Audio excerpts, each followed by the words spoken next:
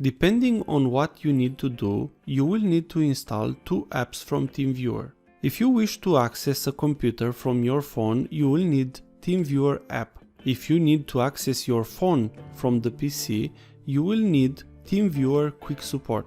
Let's install both. TeamViewer is a software that allows you to remote into another computer, smartphone or tablet.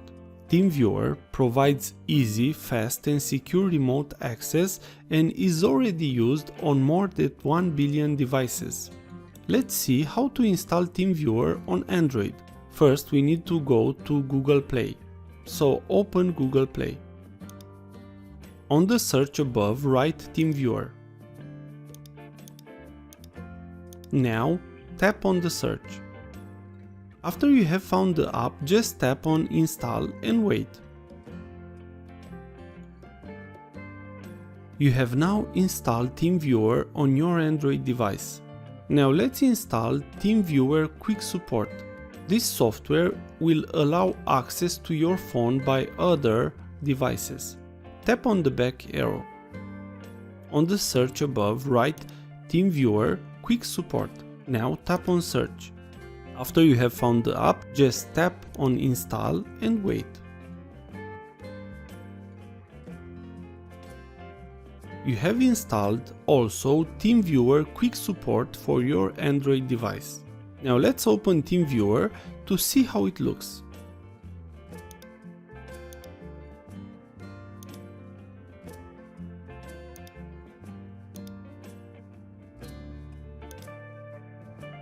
This software will need an ID from the person who you wish to connect. When you have this ID, just write it and tap Remote Control.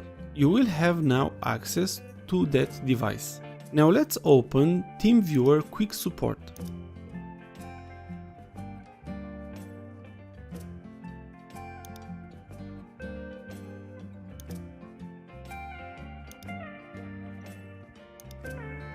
If you have a Samsung device, you will need to activate Samsung Knox.